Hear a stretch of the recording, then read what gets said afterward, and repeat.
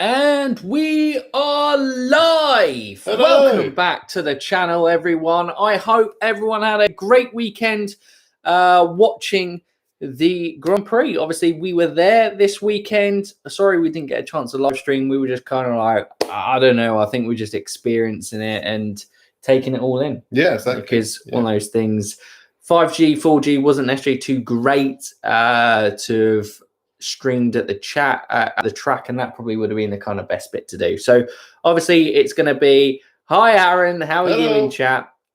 Obviously it's going to be a little bit different to our normal reviews because by watching the race, but obviously when you're live and we were right there close up at the circuit, you're not really watching it like you do on a TV. So we're not going to go through and do our kind of all teams things. Yep. So I guess we're going to let it build up to, I think, some good numbers on the views before we talk about that incident and go from there. I'm sweaty. It's boiling. It's definitely really hot. Hi, guys, as well. So I think before we talk about that incident, let's talk about positive. I thought it was fantastic as an event to have all those fans back.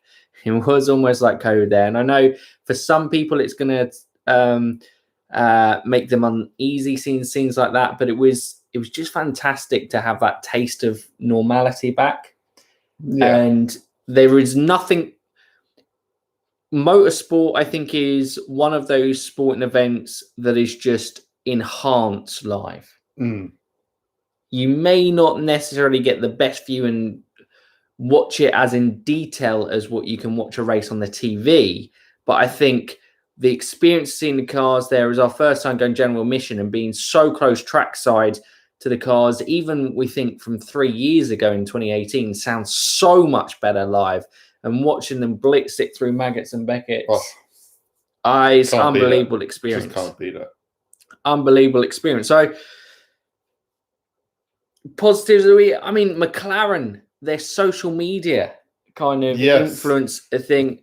McLaren easily were the most supported team at the Grand Prix, and Lando Norris was, got the biggest cheers of the weekend consistently. He has really kind of got the swell of support, and I think the only time Lewis and George compared was in qualifying on the Friday, and also obviously when Lewis won the race yesterday.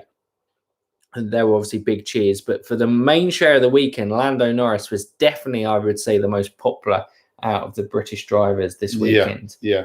You can definitely see that shift from the Lewis and Mercedes to overwhelmingly McLaren, because Red Bull weren't even really represented. I'd put McLaren, then it was Mercedes quite way off, and then Red Bull were another way off, and then Aston Martin were. Aston Martin and Ferrari were probably about the same. Yeah. Did you have a test before going to Silverstone? Yeah, we did. So we had 2 tests. We did one on the Wednesday, on Friday, and then we did one on the Friday after our first day there for Saturday, Sunday. So it made it fairly simple. Those lateral flow tests are pretty easy and simple to do. Obviously, they're not the most pleasant things, sticking something up your nose and obviously down your throat to kind of get the test. But if it means that we can get back to events like this safely, then it's all worth it. Yeah, exactly. For it. And then obviously we'll just navigate from that experience. We'll see obviously what the outcome is from Silverstone afterwards, because I think we'll have to wait a couple of days to see if there was any kind of real big influx spread from the event. Yeah, exactly. Because social distancing and masks weren't really a thing. So about 95% of people didn't have masks. Yeah. It was fantastic to see Lewis Hamilton win a home Grand Prix. And I know obviously the controversy is going to come. And like I said, we'll wait until kind of come into chat before we really kind of start getting into the racing incident. But it was fantastic to see Lewis go from it. The incident aside, I thought it was a very good drive in a weekend that Mercedes actually didn't have that much race pace. No. They didn't have race pace in the sprint race, and they didn't have much pace in the actual race until they went on the harder compound, actually. And both Bottas and Hamilton's pace seemed to come alive when they went on that harder compound. Yeah. That they certainly had a lot more pace on the hard compound than they did medium. Well, you don't really know the true pace on the mediums because they were stuck behind someone. Yeah. Which is the other talking point of why was Silverstone so difficult to overtake? I was watching the highlights of when we last went in 2018. And there were tons of action, tons of overtakes. I think since then even though they've dulled it down, still the dirty air is... Yeah, I know it's been 3 years for that. But it was just mental. No one could make any moves. Checo got stuck behind... Who was he stuck behind? Interesting point from Sergio. Mercedes started on used mediums. Interesting. I presume that's just because they used all their new mediums over the course of the weekend. Probably. So they knew they had to do that. So, okay, well, thank you, Sergio. That makes it clear and understands why there was a lack of pace. And then it means the Mercedes probably still was the second quickest car out. And Lewis was brilliant after the penalty receiving and coming back from that, making up the time gap. He does it so regularly that makes it look easy, but it's still a very impressive performance. But Charles Leclerc, I think, was my driver of the day. I think in that Ferrari, one, to inherit the lead, but then to show the pace that he did throughout the race and managing the kind of engine issues that he was having to kind of navigate the mapping systems. Different map modes, yeah. You know, for Charles Leclerc to be 2 laps away from victory in that race, it was brilliant to see Lewis Hamilton. And I think fittingly, with obviously Murray Walker and Sir Sterling Moss passing in the last year and the tribute to Murray on the trophy, it almost kind of felt right that a British driver won. Yeah. I would have preferred it to be without the controversy that it happened. But Charles Leclerc was awesome this weekend. And I think I tweeted saying Charles Leclerc is that driver, and I think I've said it on stream before, that Max was about 2 or 3 years ago. The moments of rash are then combined with moments of brilliance. And yesterday was a moment of brilliance. All weekend pretty much was a moment of brilliance because he qualified well, didn't he? Insane pole lap.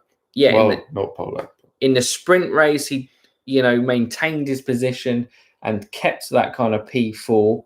And sorry, we're talking about Leclerc. Yeah. Yes. Great qualifying. Well, he qualified 4th, didn't he? He qualified ahead of Perez. That's not a remarkable achievement, though. I think it's right. Just because Charles Leclerc is good at qualifying doesn't mean that when he qualifies the Ferrari, his teammate wasn't in the top 10, was he? No, Sainz was like 8th, 9th behind both McLarens. Yeah. What I'm saying is, it was a strong weekend throughout. I'm like, it's not a surprise that Checo's been out-qualified by Sarnoin and Mercedes. Yeah. No, it's not a surprise. But it's beating... Lando getting P2, I'm like, wow. True. Charles getting P4, I'm like, well, it's good qualifying. It's a great qualifying, but it's not like, I'm not like, wow. Yeah. What the point here, I'm not saying that's outstanding. What I'm saying is the weekend as a collective was a great performance. I wouldn't say qualifying was a highlight, but yeah, sure. Well, it's another strong performance. The sprint race was strong, and then it was topped off pinnacle in the race where it was an outstanding performance. Yeah. That's what I'm talking about. Go from there. Hello, Viandra in chat. I was rooting for Charles Leclerc. Sainz was actually really quick as well. I think Ferrari has found some pace. Yeah, Sainz got stuffed by the pit stop, didn't he? I think he had a poor pit stop as well that would have got him ahead of Ricciardo. And going back to your overtaking point, no one seemed to could overtake. Always. Sainz was punted out by George on the sprint race. Hamilton was managing the pace to stay out longer and reduce the impact of the penalty since his tyres were used and Leclerc's were new. Yeah, absolutely. That feeling when you make a Verstappen, I know. Shocker in the fantasy times. 12.8 pit stop, but Ferrari did show great pace. I think we got to say this, but Ferrari aren't regularly competing for race wins. And on a track... How long was Sainz's pit stop? 12.8. Jesus. Man, he would have been miles ahead of Ricardo. I didn't realise it was that bad. Yeah, no, it was really bad. Did you guys enjoy the weekend? The weekend was brilliant. absolutely brilliant weekend. So fantastic. I suppose first kind of controversial topic will be the sprint race. So okay, sure. Let's talk about the sprint race. So your thoughts on the sprint race? Loved it. As a live spectator, standing right along the pit straight, it was an incredible experience. Just hearing the roar of the crowd and the roar of 20 F1 cars going past you for 17 laps. It was mega. Did much happen? Did we see much happen on track? No. But the actual live experience was just unbelievable. Yeah, I think it needs some tweaking. I think qualifying needs to be qualifying. And that Lewis Hamilton lap, like you said, when you realised I wasn't talking about Lewis, but Lewis's pole lap was outstanding to get pole position. That's certainly, considering that, Red Bull looked like it had the pace advantage over the weekend. But yeah, I think sprint qualifying as a live event, I think it's something that's going to reward fans for going to Grand Prix, and it enhances your experience when you're at the Grand Prix. At home, I think you probably feel more detached from it, and it probably just feels an extra stint of an F1 race put onto the weekend.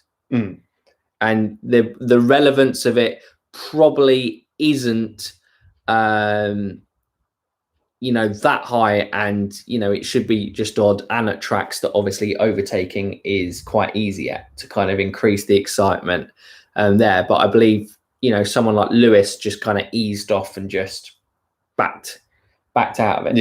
I think once he realized he wasn't getting close to Verstappen, he was just like, I'll accept second. So then that defeated. Did it change up, have a massive mix up of the grid? No, it didn't.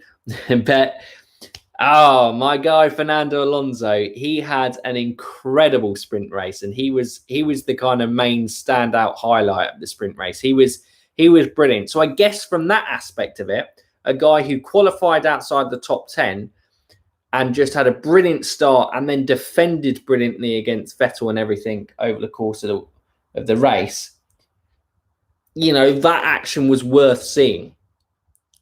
So yeah, I think probably looking at it, I would go qualifying stays as it is, maybe dictates the grid for either just the race, and championship order decides the sprint race grid, or it decides the grid for both. And then the sprint race is just a half race that almost is here you go, F1 fans. Thank you for attending the race. This is going to make your weekend and enhance it, which it did.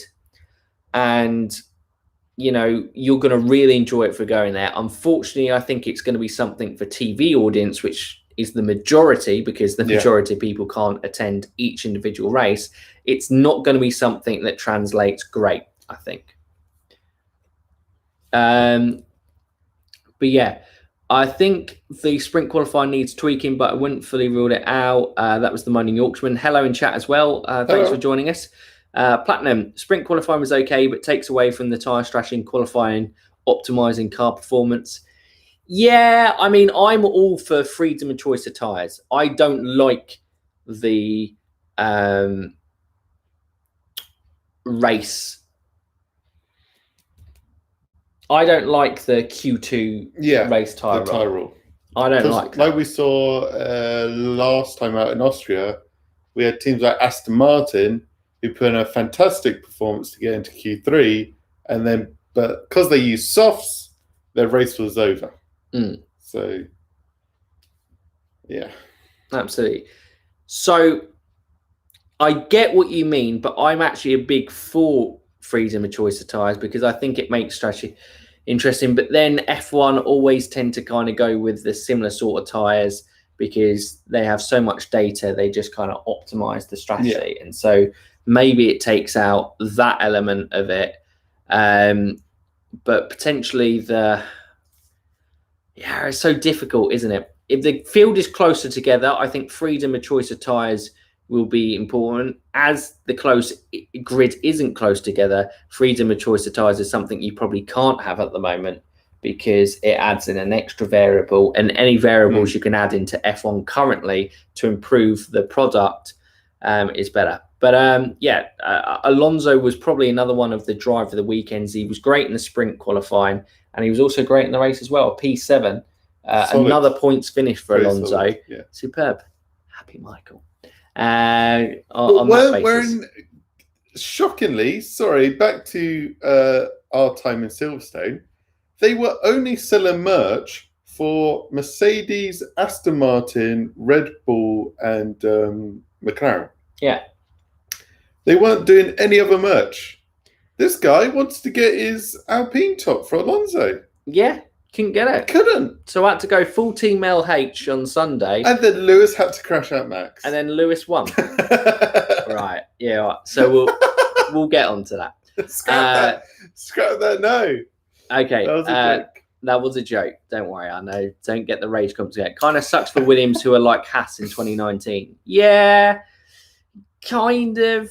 I think they have the race pace there, but as it was so difficult to overtake, the penalty on George Russell, which definitely shouldn't have been a penalty in my books, that was definitely least worse than the incident involving Lewis and Max. That was more a racing incident. Sorry, which one? The kind of Russell and Sainz one. Oh, yeah. And the fact he got the harshest penalty of the weekend with a 3 grids penalty drop. No, I think Lewis's 10 second is... You would say it's above? I would say in a track that was difficult to overtake on, Russell would have had a chance of points, but the 3 grid penalty made it very difficult for him. I would say it was harsher for the relative of his car, but it's difficult. You can argue that either way. Afternoon, Matthew D'Souza. Practice 2 was a bit strange, though. Yeah, practice 2 was strange. It was great for us seeing cars on track, but at home it must have felt almost irrelevant. You can't change anything. Yeah, for us, it's like completely, when you're there live, you don't really care what's actually happening. You can kind of just step back and watch F1 cars. But how do you mean like it was weird in that sense?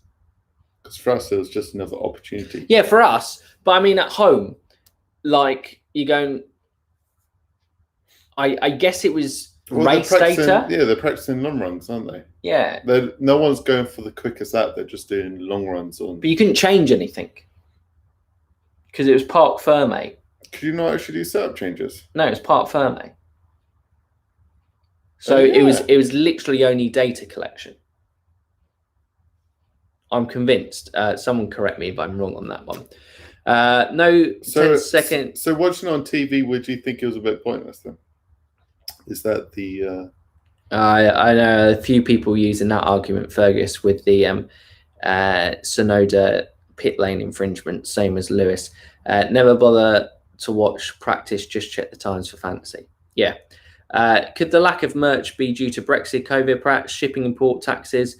You have thought they'd have the problem sorted, though. Maybe. Yeah, I guess. You say. But Williams wasn't there. Yeah. And they're based in the UK. Exactly. I think they were just going on what sells. I don't know if they've maybe just gone who do it. Big surprise. Yeah. I think there were some Williams merch around, but you had to look harder for it. Okay. In the big F1 store, I think there was some Williams merch around. Okay. But that was literally, and a few Ferrari bits as well. Mm. But wait, you actually saw some Ferrari bits? Yeah, I did see some Ferrari bits in the kind of big ones. Yeah, Mazepin's merch probably sold out first. Unbelievable. Fergus, interesting. Make the team themselves manufacture the tyres. Difficult. Especially as the budget restrictions come into doesn't that place. just make it more expensive for teams? Yeah, there's not a problem with Pirelli. I'll be honest with you. David Coulthard said something a while ago. If cars aren't going flat out, and F1's biggest asset is fast, right? Yeah. F1 cars are meant to be the fastest in the world. Yeah. And going flat out. You don't want tyre rule strategy. So essentially, the options and the primes is probably the best strategy to go back to on the tyres. If you want 2 sets of tyres, or just make a tyre that's really long lasting and they just can go flat out. They don't have to worry about tyre degradation at all. Yeah. And they just go flat out, and then it's just the fastest car. But I think what they're saying is they add in these tyre like things there to make it more interesting, because otherwise it would just be dominant car. Yeah. You add in a pit stop, and pit stops are quite of the marvel. So that's why you would go option and prime tyre. But those tyres being, you have to use both compounds, but the tyre degradation is so small or so marginal, or it can vary track to track. And that's what Pirelli kind of tried to do with the 3 tyres. But yeah, I don't think the 3 soft, hard, medium, hard tyres really work, if I'm being honest with you. There was a very few Ferrari merchandise, Carola. They have to pay for Pirelli tyres anyway. Yeah, but because it's like a standardised manufacturer, all the teams are paying the same price. It's not like it's different between it. You know, different teams could then allocate budget on there. That's a bit poor. You go to an F1 race, you should be able to buy 1 shirt from every team. Exactly. Yeah, absolutely. And they have every team except Manor, and they didn't have any due to just trying to survive. Yeah, absolutely. That's how it should be. So that was really weird. So it was confusing. In this sprint, they did go flat out, just not in the race. Well, yeah, absolutely, because they could, because, you know, the tyre was 1 stint, wasn't it? Yeah. That was the kind of perfect lap, and that's why they went on the mediums. Go from there. What if they had a step gap between 2 of the tyre compounds, so C2, C3, C5? I mean, that's kind of what they do anyway, because essentially over the course of an F1 weekend, very rarely do they, especially the top teams, operate outside of 2 tyres. Yeah. It's either soft medium, medium hard, that's it. Yeah. Or soft hard. Yeah. In terms of it. They basically only have an option prime as it is anyway. So they basically should just get rid of the 3rd tyre, because all it does is disadvantage the midfield teams in qualifying, especially the ones who qualify on soft if it's a medium hard race, because then the midfield teams outside Q2 actually benefit and probably do better in the race because they're on the optimal tyre for the race. So it is crazy in that front. But there. Any thoughts, or should we go into the racing incident? You can go into the racing incident. Okay. All right. Have we covered everything? We can cover more stuff afterwards. Okay, yeah. But this may be, we'll talk about it now and see if anyone comes to that. So, yep, absolutely, Carol. It's the elephant in the room. Wait, first off, we should say, whatever fence you're on, the abuse that Lewis Hamilton's got, the racial abuse, is just, it's absurd. It's unacceptable. Yeah, absolutely. Whatever you think, you should never use it for justification. It's an opinion. And at the end of the day, we're fans, you're fans. Unless you're working in F1, you've driven an F1 car, still at that stage, it is an opinion, but that is a more informed opinion. You cannot... I mean, it's just completely unacceptable. And Lewis Hamilton, regardless of what you think, he was penalised in the race. He came back and overcame that penalty in the race. So regardless of what you think of the punishment that he was given, he served and then still went on to win the race. Even in defeat, you just have to accept it. And you can moan about it all you want, but as long as it doesn't go past the point of, I'm angry at the incident, you can be angry at the incident. Yeah. It doesn't make you right. It means you have an opinion. And we all have one. Hello, Infinite. Hello. Oh, look, rocks up just in time. For the racing incident. So, yeah, completely unacceptable racial abuse. Hamilton, I don't know where you go with it on social media, because if you're anonymous, if you ban the account, I think it's just too easy to make another account. Yeah. I think you've got to go the way of kind of verifying people so that, you have to give some sort of verification ID. So it makes it harder that they'd have to create a fake identification to make an account. And I know that's harsh for people, who like the anonymity, but I think, racial abuse online has just got to such an extent that after everything, I mean, the Euro 2020 ones, and now this Lewis Hamilton after winning British Grand Prix, and Lewis Hamilton gets racist abuse all the time. It's not just this Grand Prix. Yeah. It's thing. You've just got to. I just think Stephen was saw an Infinite's comment. I think harsher restrictions need to be in place, and if you do that, you're just banned from life from social media because you cannot do it. But it's just got out of hand. Yeah, and Twitter and all the other social media platforms, Instagram, Facebook, whatever, they just need to start taking a firm stand against it. Like you said, ID checks or whatever. Yeah, the problem is, especially on places like Twitter, it encourages you to do hot takes because you got 250 characters or whatever it is. Yeah. You can't have a proper informed discussion. And that's why I didn't put anything about the racing incident on Twitter, is because it's a really complex issue that you cannot describe in things. So obviously everyone's entitled to opinion, but I do not think you can cover the incident in enough detail in all its complexity by a 250 character tweet, regardless of what side of the fence you sit on, and who's to blame, who's not to blame, whatever. We just look at that before we go into it. So make it mandatory to put in your national insurance number. Yeah, something like that. Does everyone have national insurance numbers across countries? I think it's just everyone has an ID. So, okay, well, every country, I'm pretty sure, has some form of personal identity. So something that you can be identified by and be held accountable for your actions.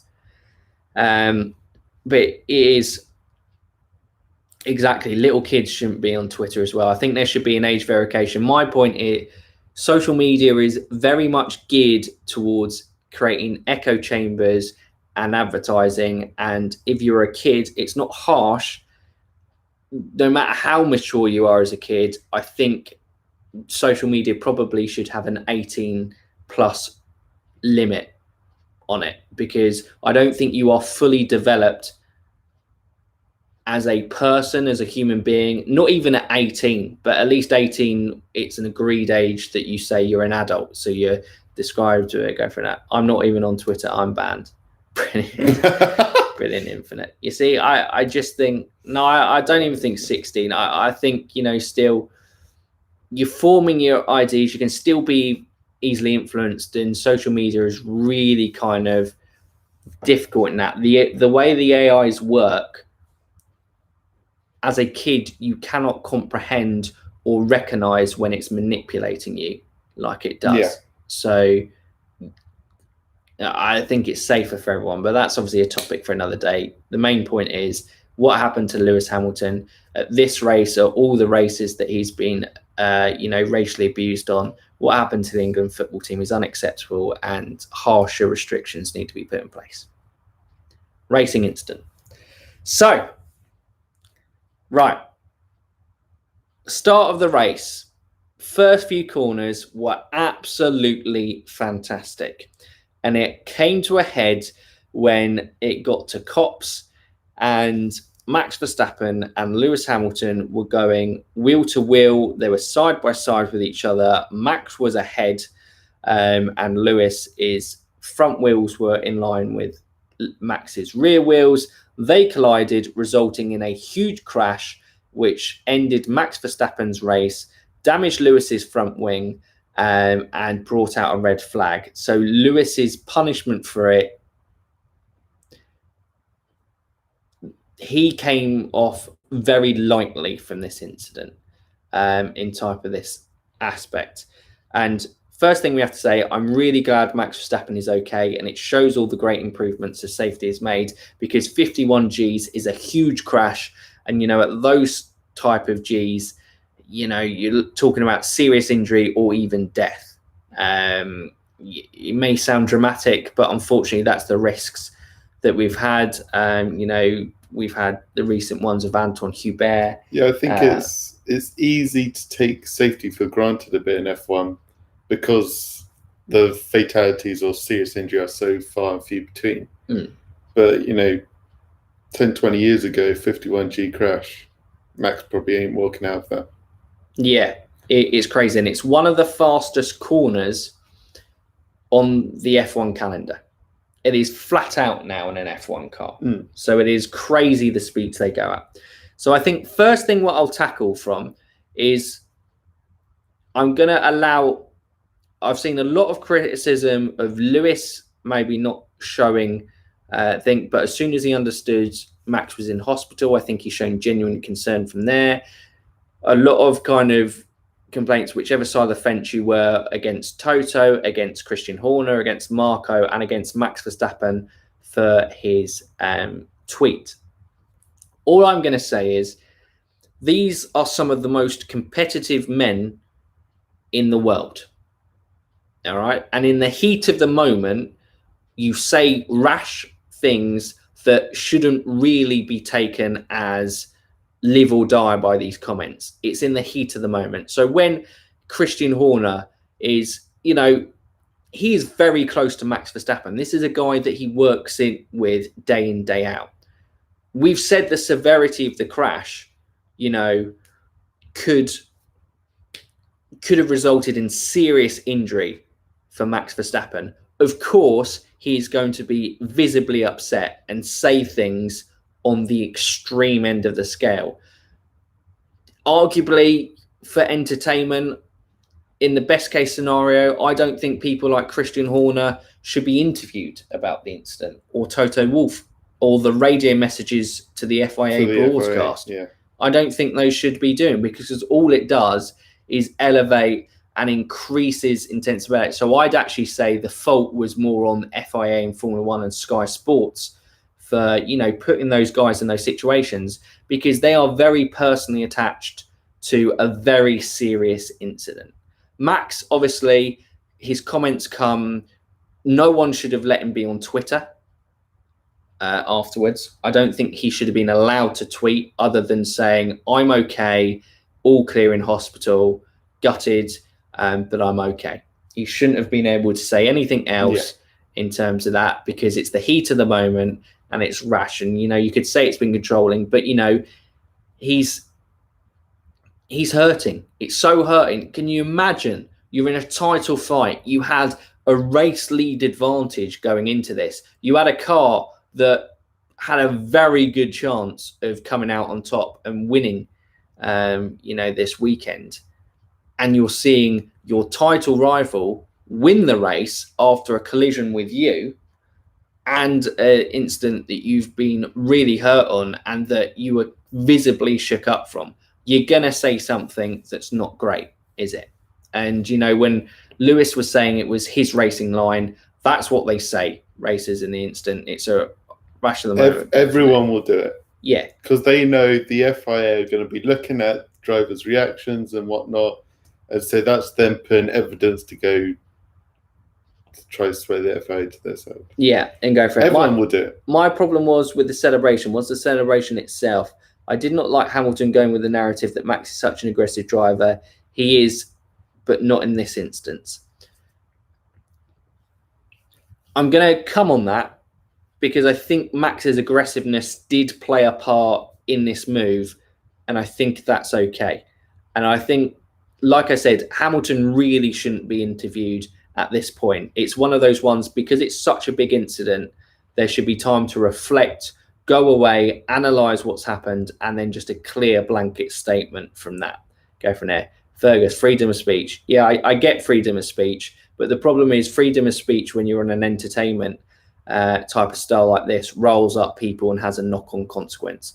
Christian Horner and Helmut Marko hilarious. He is Lawrence Stroll as an Empire Palpatine. Crazy. He did when he heard from Dutch media Max was in hospital. Exactly. That's when Lewis did show remorse from there. It's more on his team, but obviously the team, they can't tell Lewis during the race that Max is in hospital, because that's just screwing with Lewis's mentality. But maybe they should have told him after the race. Yeah. So, right, I think, so the incident itself, there's a lot of present to this, and this is why it's complicated. It's not 250 characters. because I think the tone has been set by Max and Lewis this season. So obviously Max has pushed Lewis wide at Imola and he's pushed him wide at Spain. And, you know, they are drivers racing hard and everything's on the line. And I actually think this accident occurred because, funny enough, not because the drivers didn't respect each other, it's because they have so much respect for each other and know how good both individually are that neither are prepared to give an inch and feel that every move, every chance to be in front of that driver on track is absolute pinnacle. And I think we saw it with Baku, like Lewis Hamilton making a lunge and how he missed the breaking point in Baku and kind of ended up scoring no points in the end on that short restart after Max's incident, because, you know, he realizes how good Max is and he realizes how good that Red Bull is, and he needs to maximize every opportunity that Max doesn't score points, like he did obviously with Silverstone yesterday. So that was precedent going into the race. And then the starts were pretty aggressive from there, but they were going wheel to wheel. Max was closing the door. He was, you know, pushing aggressively there. And the incident itself in the build up down that, the old pitch straight, Max squeezes Lewis right up against the wall. And I think that compromises, having a look at it, and I was looking this morning and I was looking when he made the moves on Charles Leclerc and Lando Norris. I think that compromises Lewis's line into the corner, that he can't get wide enough in the entry to the corner to get as tight to the apex as possible, which then means that Lewis misses the apex and he's a lot wider on track. And the people who are saying, oh, well, why didn't Max give him room because Charles Leclerc, if you actually look at the aerial shots, I think Charles Leclerc and Max Verstappen are actually in very similar positions. Lewis is just a lot tighter to the apex, but it's because of the aggressive, you know, pushing from Max that compromised, that then put itself in a situation going into the corner. And then Lewis then has to make a decision. And one comment that stuck with me from Nico Rosberg from their time together, and I think he was actually praising Lewis at the time. He says, what Lewis does so well is he operates in this grey area in wheel-to-wheel combat where you can't fully fault a guy.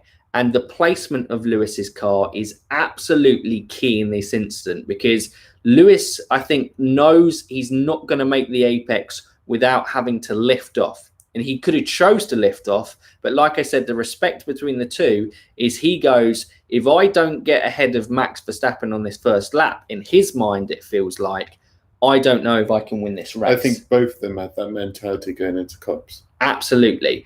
And I think by driving into it, he's going, I'm going to say, Max, I'm putting my car there and I'm going to force you to go wide and I'm going to bank on you not turning into me.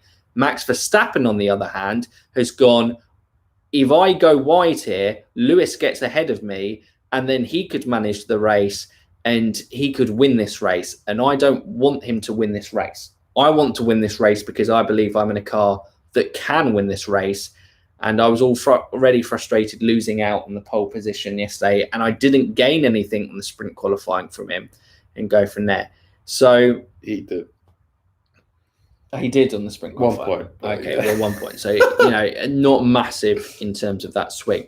So here goes. So obviously I was very vocal in Austria about the incidents. I think they should be racing incidents. Now, going in wheel to wheel, it was here. In my first instinct, I thought it was a penalty. I thought I couldn't really think of incidents going through cops of overtakes. I thought it was a very ambitious move from Lewis and he deserved to be penalised for it. And I think if there's any fault in this incident, it is more on Lewis, because he puts his car in the position by not lifting off that he could crash. But I lean towards racing incident because it takes two to tango, and both could have done something that avoided the collision. And as there is not 100%, if Lewis locks up, it's a complete different ballgame. You know, because he completely goes into Max, and that is a complete driver error. And people will say he understeered by taking too much pace into corner. He kind of did. But Max, like we said, Max could have gone wider. He could have gone wider and said, Lewis is there. I'm just going to avoid this contact. But he didn't want to lose the position. Lewis could have lifted off and conceded the corner and gone through Maggots and Beckett's and tried to get him down the hanger straight going to Stowe. But he chose not to. It's two great drivers at the top of their game right now, going wheel to wheel. And when you're fighting each other as hard as that, then an incident like this could happen. I think where the penalty comes in is because of the severity of the incident to Max and how bad the crash was, that I feel people are calling almost for Lewis's head on that basis. At the end of the day, I don't think Lewis can complain about getting a penalty, but I can also see the arguments of it being a fair racing incident and how I prefer racing to be non-policed, basically. I prefer them to go, they both took a risk, they both knew what they were doing, and it unfortunately ended with the ending of Max's race in terms of that. Lewis definitely could have been closer to the apex as well, and that was the difference. He was definitely closer to the apex, and people using Norris and Leclerc's ones, he was, if you watch the driving line, Lewis was a lot closer. But I think it's the knock-on consequence of leading up to that move that Max's squeeze compromises it, which puts them in a split second. And we're looking at this for so many people have watched the replays over and over again and, compared different incidents. I think I saw Tomo comparing Bottas incidents. I actually thought that was a pretty poor comparison. Tomo's usually pretty good, but, Bottas was hugging the apex there when Lewis conceded and gave more room, where Lewis was very wide on this corner. But, the point is, people have gone away and been able to find incidents like that, trying to justify their point. These are racing drivers doing what we could even only dream of. Okay, these are some of the best to have ever done it. And I know Max hasn't won world championships, but Max will win world championships, whether that's this year, next year, and I'm convinced it's going to be multiple. These are two of the best guys at the moment in the best cars, and they had a split second. And in that split second, they both chose the risky option, and Max is the one that came out worse from it. Well, yeah, exactly. Max came out worse than it. It could have easily been Lewis that came out worse. Yeah. Both of them could have ended up in the wall. Lewis could have come off worse and Max could have survived it unscathed. So obviously Lewis wasn't going in there with I'm going to put Max out. It was both of them unyielding to go into it. And either of them or both of them could have been out the race. And I think all I will say is Lewis Hamilton this season, and you can say make your own luck. I think regardless if you're a diehard Lewis Hamilton fan, his mistakes, and I would classify this as a mistake, as well as going Max was a mistake to turn in as hard as he was. These are fine margins and people will have strong opinions of whether they're mistakes in there and putting blames. If we're being absolutely critical, it was a mistake from both of them that resulted in that contact. But Lewis has definitely benefited. When Max made a mistake in Bahrain, he lost the race win when he should have. When Lewis made a mistake in Imola, he got a red flag that allowed him to not suffer too much from his thing. In yesterday's race, he got a red flag that saved Lewis Hamilton. Lewis Hamilton would not win that race without that red flag, with the damage he sustained, because it was at the start, he would have gone to the back of the grid, and despite the pace, but because of the difficulty of the overtaking and the amount of cars that he would have had to make his way on track, and the time he would have lost, the fact that it was 2 laps from the end, Charles Leclerc would have won that race. So Lewis has had an element of fortune this year, which that just happens. That's the racing gods. But you have to concede that. Just a note on that. Were there any radio messages? Because what happened was they were different from what I could tell they were differing whether to pit Lewis that lap or go a lap longer. Was it just by chance that they lucked out by staying out and benefiting off the red flag? Or was it actually a planned thing to, there's probably a red flag, let's stay out? I'm presuming Mr. Peng didn't have a good statement there. Right. Let's try and go through your guys there. The incident was inevitable. Verstappen was kind of put his car in an aggressive position where previously Hamilton would have backed out. I think Lewis was making a statement and Max had been making a statement for that. Max set the tone in Imola and Spain with his moves against Lewis. It was always going to end in contact. Did you see the slow-mo when Max steered away, but Lewis didn't? Slow-mo makes everything look worse. In football, if you have a really bad challenge, if you put it in slow-mo, it looks like it should break everything. Or if you have a soft challenge, but then slow-mo looks like the worst, most horrendous thing in the world. Yeah, absolutely. You know, so I'm not going to be too harsh on slow-mos. Like I said, that goes back to my point. If we've had plenty of time to overanalyze this is a split, not even a split second, you know, it is nanoseconds to make these things, and it just went wrong on the day. That's the media for you. Watch Sky Sports milk the hell out of this. No, Max steered away from turned in harder, expecting Lewis to back out.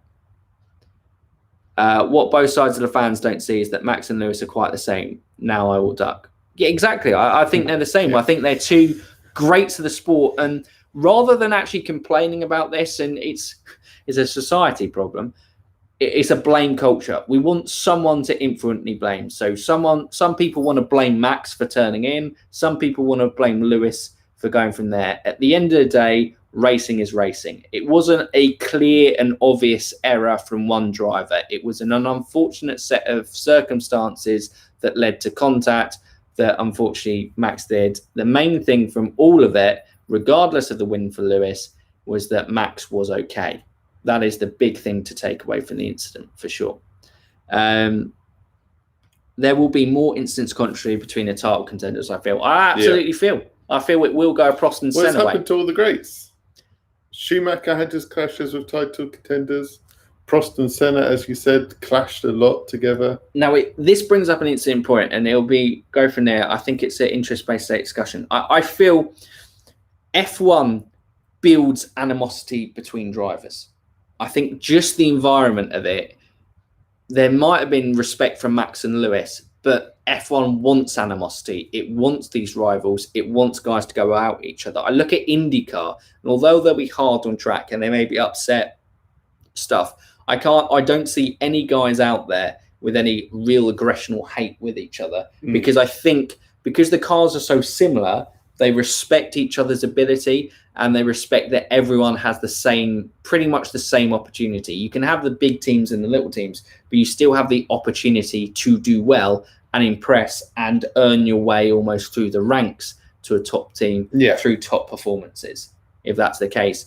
Through F1, because there can be such differential in performances and stuff, and with Prost and Senna, you can say, well, they have the same car. Well, Honda were giving Senna better engines than Prost. So it's this kind of, why am I getting this? Why am I getting that when seeing other cars in other teams? Why is their car quicker? I can't show what I can do because of their. And this kind of builds this kind of tension and aggression between each other.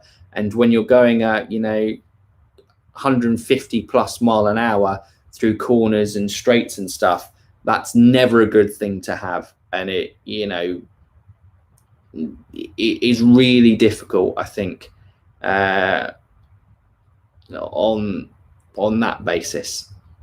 So, I'm not sure I like the fact that F1 fosters this aggressiveness towards each other. It tries to make rivalries. It tried to do it with Vettel and Charles, but their friendship kind of came through it.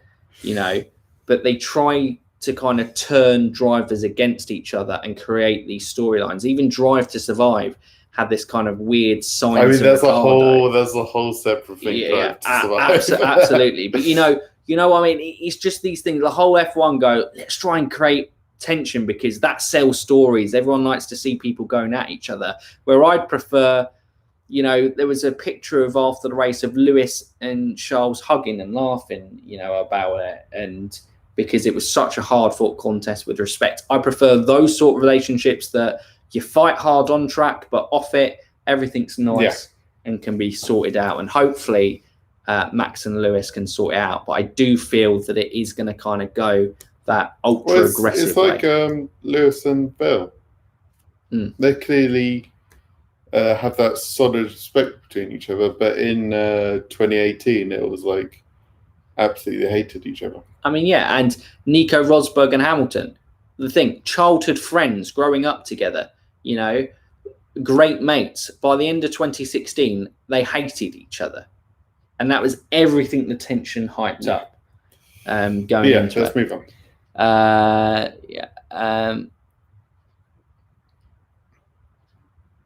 Question: I saw a lot. What was if Hamilton was Schumacher in the incident of Verstappen Hill? Would everyone see this as a racing incident? Hamilton was called off the pits. Look, I don't. Wait, what was the thing about Lewis called off the pits? So it was a Mercedes. It was an actual strategic. Yeah. So I would say that's less good luck because they would have seen the crash and they would have gone, well, chances are there's going to be a red flag because that tyre barrier is wrecked. Yeah, absolutely. So I wouldn't say that was. But I say he's fortunate that there is a red flag from the situation of his consequence of he's damaged. His car was damaged. That's what I mean, and he hasn't suffered from the damage of it.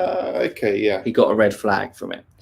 Don't bring up Schumacher and Hill incident. Nothing compared to the crap he did in Jerez 97 against Villeneuve. Yeah, look, all these drivers had dark streaks, and I don't agree that Lewis Hamilton is held up as this paragon of perfect driving. Okay, I think Lewis is well versed in the dark arts of racing, and like Rosberg said, he works. I love when you use that. The dark arts of racing. Oh, but you know, he operates in this grey area. Look, Lewis isn't a perfect and polished, clean driver, and that's okay because people aren't perfect. It shows he competes from there. It shouldn't ever be brought in a discussion of, well, Lewis is better than everyone else because he's so nice and on track. If you want, look, no, it's a stupid argument. Lewis is hard on track. He has been involved in collision. I mean, just look at 2011 with him and Massa. They were like magnets to each other. You know, they weren't clean racing. It just the dark force. Absolutely. Look, Lewis Hamilton is a hard fighter like all the rest, and that's not an issue. That's their racing drivers. They're competing for the top honours in sports. They're going to do things that are maybe on the line. It's just stupid. I guess to be a GOAT, you have to take out your main rival at least once. So I guess that's another box tick. Exactly. There we go. Yeah. There you go. There you go. You can't do it unless you're prepared to turn the crowd against you. Do you think Russell will get the Mercedes seat in 2022? No idea. Hopefully, but you never know with Mercedes. Pontus, feel so down and angry for what happened. I want to think about something else, but I can't. Let it go, man. It's out of your control. I was absolutely gutted, but you just got to focus on the positives and just move on. We've got a whole bunch more races this year. That was only one day, one afternoon, one Sunday afternoon. We just all got to try and move on. Absolutely. Reflect together now. Absolutely. And then we just shelve it. Put it in the shelf and go, let's enjoy this title fight. Carry on. Okay, good point. So Fergus, we'll move on from that. That was the thing. I think all things considered, on reflection, on where I stand on things, it's a racing incident that had very bad consequences. But because Lewis initiated the contact, I would say, rather than Max, a penalty was fair. I believe that's what the FIA wording was. Yeah. That Car 77 initiated it. Because of where he took that corner. But we've already said we've covered that. Both drivers could have avoided it. Yeah, both drivers were involved in it. I think I saw Jack Harvey, one of our great IndyCar drivers, British boy out there. He said 60-40, and I think that's probably where I would sit it in terms of it. Right, Bottas having to move over for Lewis. So this obviously dictates the outcome of the race, because if Bottas is fighting Lewis hard, then I don't think Lewis is able to catch up to Charles Leclerc in time, and Charles Leclerc wins the race. Yeah, Bottas would have held him up for a few laps. But we can't be surprised, because Bottas isn't in a title fight, and Lewis and Mercedes actually have a title fight. So any sensible team would prioritise number one to maximise championship. Yeah, I can't criticise the move from Merck to do it. And someone's going, do you think Bottas gets over-criticised for not fighting for a world champion in the last 4 years?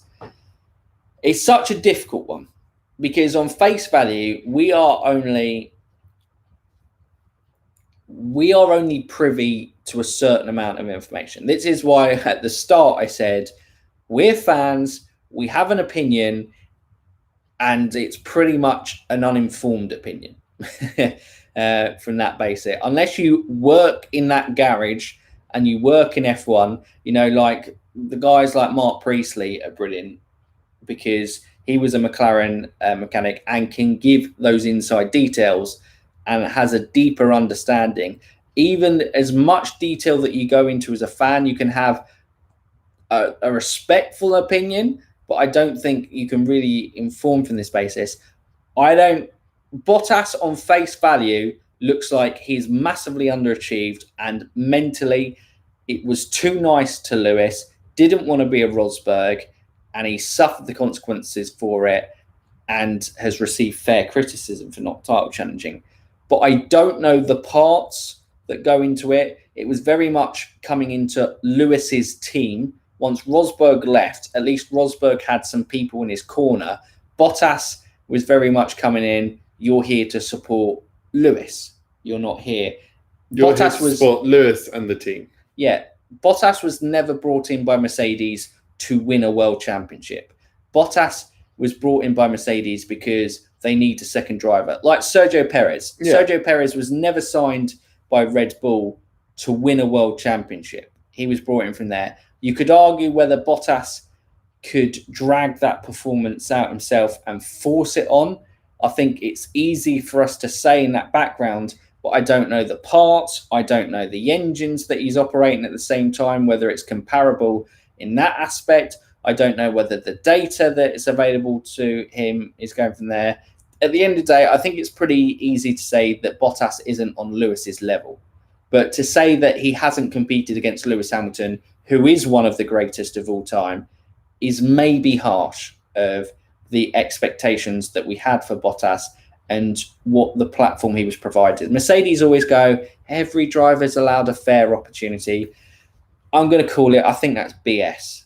I think clearly at every opportunity they have been able to show Lewis favoritism. Even the other week when Bottas, I think in Austria, was quicker than Lewis, they said Bottas hold position and then finally allowed it. Yeah. In every possible way that they can hinder Bottas, Mercedes consistently do it. George is one of those top talents that I think is why Mercedes, if Bottas still maintains a high level of performance, why they won't sign George until Lewis retires, is because George, like you said, I don't think will toe the line because he's young. He's got a point to prove. Bottas shows even yesterday that he's still, although it pains him, it kills him inside, he's prepared to toe the line and put the team first. And I don't think George Russell would do that. I don't think he would. Or I think he would make it very obvious in the media that he's not happy about it. He would make a few more uncomfortable situations. Because George Russell is a great guy, but I tell you what, he doesn't mince his words. He's an Alonso-esque character, I would say, in the media. I think, if some people thought Alonso was toxic, and I like George, but George, some of the comments, it's easy because Williams are uncompetitive, but some of the comments he makes, like he almost is talking, I'm a Mercedes driver. And I think that's completely disrespectful to Williams of the time for driving. Yeah. Everyone knows that. But in the first season, he was very respectful, amazing to drive for Williams, and he's done all the PR side. He's very good at that thing, but he makes it very obvious that he doesn't want to be there. Yeah. So that is why Merck will keep Bottas, because that's a harmonious 1 and 2 relationship is what wins you championships. Yeah. Well, that would be the reason. If Mercedes kept Bottas, that would be the reason. We don't know if it's actually going to happen. Hamilton is always a sore loser. I think they're all sore losers because they're ultra competitive. Merck only gives equal car, which Red Bull doesn't. If you can find me exact data other than Toto Wolff telling me that Mercedes give an equal car, then I will happily say it. But I think that's something that they go for now. Bottas was only quicker than Lewis because he had damage. 30 points of downforce is a lot. Merck are right, though. He who has the better chances of actually winning. But I see your point. Yeah, look, I don't think anyone's really trying to question it. It's a bit like when Ferrari had Schumacher and Barrichello. Barrichello was still a very talented driver, but Michael Schumacher was that level above, the kind of generational talent where it comes in. So you completely understand a team going from there, but also I don't know how harshly you can criticize Bottas for not challenging for a championship without knowing the full picture, and we can't know the full picture. You can criticize him for mistakes he does, and I don't think he's aggressive enough on track in his overtakes, and he's in a car that is terrible in traffic because they build a car that's used to just driving at the front. So Lewis copes with that a lot better than what Bottas does, but I think a lot of people would have struggled. A lot of drivers that people rate highly would struggle as much as what Bottas has done in the last 4 years against Lewis. Yeah.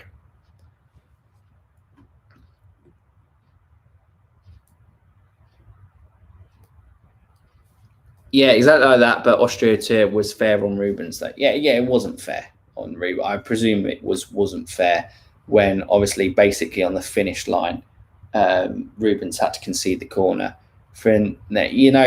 But these teams, they make these decisions. They're highly competitive, and it looks bad on it, and it's why I don't know. There's not any team orders in IndyCar. No. Well, but I think there's a respect between teammates that they will get out the way of each other if so-and-so is going for the title. If they're both going for the title, it's different, but it's a respect between them. And I believe there are sometimes team orders in IndyCar. Okay. I don't think you can say there's not. None from that basis. All right. We're not comparing to IndyCar. It's a way. What I'm saying is the team orders are difficult, but again, I was trying to get to that, the animosity. They're trying to create animosity between teammates. They're trying to create animosity between title rivals. I don't know where you're going with this tangent. I think people try to always attack the other driver in an F1 team. Yeah. I think teammates work together a lot more in other series. Did people actually have a problem with Bottas moving over? It just made complete logical sense. The way the season has started and the level of competition Red Bull brought, Bottas should always move over. Absolutely. He wasn't even in the fight for the lead. If Bottas didn't move over, we wouldn't have got those last 9 laps from Lewis to go for Charles. I didn't realize it was such a big thing. Yeah, well, I think people have always felt that you need kind of fair racing. That's they're going, you should earn your position. So people have a problem with Alonso being let past with Massa in team orders, and Vettel and Kimi Raikkonen. I can think of obviously the Rubens, Barrichello and Schumacher incidents, and the Red Bull and the Mark Webber incidents. The Lewis and Bottas, the whole race, it was impossible to overtake people. So if people, even if you didn't have fair race between Lewis and Bottas, at least you got racing between Lewis and Charles. Yeah, at least you got something to watch. Look, I think I don't think team orders hurt the race at all. There, no, they benefited it, if anything. Yeah, the entertainment of it. And Carola says nothing is fair in F1. Look, like we've said, and obviously on our video released on Indie Fanatics, you know, where we basically were like really highlighting, we highlight so many times. F1 is an engineering series. It's not about the drivers. The drivers are just a cog in the whole team. Yeah. A championship like IndyCar, like Formula E, is a lot more driver focused. So team orders make, like you said, so much sense in these situations because it is benefiting the team because they're still getting the same points, but they have a faster car. So therefore that faster car to then maximize points in the race for driver and constructors, you would do that. Yeah. And it was better for entertainment. Absolutely. Bottas moved out over for Leclerc and later Norris. Yeah. Well, I suppose at the start. Oh. Go from there. Right. I think that's it. I see, yeah. Awful start from Bottas, it must be said. If you want to criticise Bottas, criticise him for the start. He should have been the one leading after the red flag, not Charles Leclerc. Absolutely. So, There. Max and Lewis make the difference. Red Bull, Mercedes are quite similar. Yeah. At the pinnacle, they do because they are, when the cars are quite similar. But it's still that engineering focused in terms of difference. They still have one driver within the team who is kind of, you know, pushing it. But yeah, they are quite similar, although I would still say the Red Bull is further ahead than the Mercedes. I think that's quite an obvious point so far this year. That would be the interesting takeaway. Do Mercedes carry on development? Are they going to get locked in on this development more, or are they going to bail now and go, well, we won our home race, we got Lewis's victory in Silverstone, but is it time to start focusing on next year? Well, they're already doing it, but they're going, do we just go 100% and do a Haas and say we're not developing? Well, before the triple header, that was their mentality. Well, I don't know because Toto said that, but James Allison said that they were still developing. Okay. So I don't know. Again, it's mind games. Mercedes are masters of it, just kind of manipulating and playing things like that. But anyway, guys, I think that is it for today's video. I hope you've enjoyed the chat. I hope you enjoyed the discussion. As always, brilliant in the comments. It's great to kind of hear both sides of the argument, hear people's opinions. And as always, thank you for keeping it respectful in the comments. That's kind of obviously what we want in here. You know, at the end of the day, we all have opinions. We all have, you know, thoughts on incidents, but we're fans and we just enjoy talking about the sport. And yeah, that's all we can do. And big thing, unacceptable, completely condemn the racist abuse that Lewis Hamilton received. Massive relief that Max Verstappen was okay in that. And it was brilliant to have fans, us being there included at Silverstone again. It was fantastic to have a sporting event like that. And motorsport is just so brilliant to see live. Go from there. But yeah, see you later, guys. There we go. Thank you, everyone. So for now, you F1 fans, keep